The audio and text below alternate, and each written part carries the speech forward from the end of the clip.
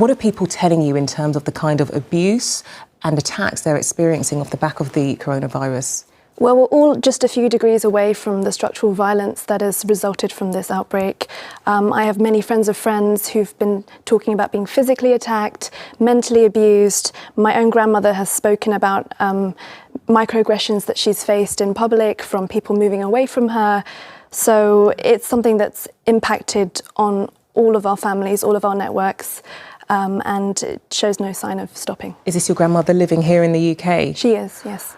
Diana, in terms of how coronavirus has been racialised, what can you tell us about that? Well, absolutely. I mean, I think it's really problematic the way in which it has been racialised, so seen as something pertaining to Chinese and Southeast Asian people specifically, rather than a virus that is indiscriminate. And we can see that in a way that there has been a rise of racial attacks. So as Hau-Yu said, a lot of physical attacks, leaving, for example, the British Thai city worker bleeding with a broken nose. And, you know, what's kind of forgotten in this is the fact that it was actually a white businessman who brought the virus to the UK, and this fact seems to be forgotten about, and it's just being targeted around Chinese and other East and Southeast Asians. And it seems, Hau-Yu, that when it comes to racism affecting people from the East Asian community, it's not spoken about very often, sadly. What can you tell us about that, and what do you think needs to be done? I describe this as hostile indifference, basically. There are so many instances in the past that this outbreak and the racism attached to it has been the direct antecedent of. So we had the foot and mouth outbreak in 2001, and that was blamed on the Chinese catering industry in the UK. We've had many other instances where the racism has towards the Chinese and East and Southeast Asian communities has been completely ignored, dismissed, and in fact a lot of the times the racism is downplayed, and that only serves to enable and empower racists and racist abuse, and leaves vulnerable communities completely struggling.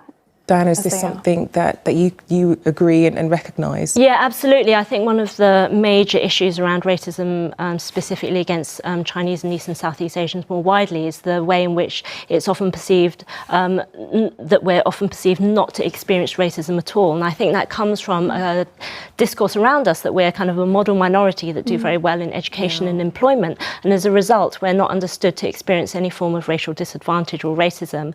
And I think what's particularly pernicious is the way in which racism against us is often downplayed, as Hau-Yu says, but as a joke. It's seen as a joke.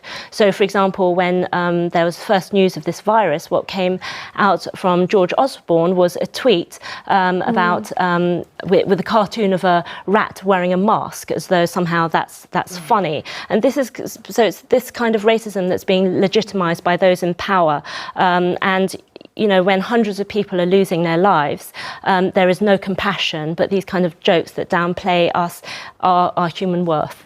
Hau-Yu, what do you think needs to be done about this? Well, where I study at SOAS and at various universities up and down the country, like we've talked about Southampton, there have been numerous anti-racism campaigns. That is one thing. So the Chinese Against Racist Virus campaign is one of several campaigns that are happening. I think all of us could just do better to be more vigilant around these issues, and especially to play our part in being an active bystander and making sure that we do not feed into this hysteria, and that we do not continue to damage people more than they already are.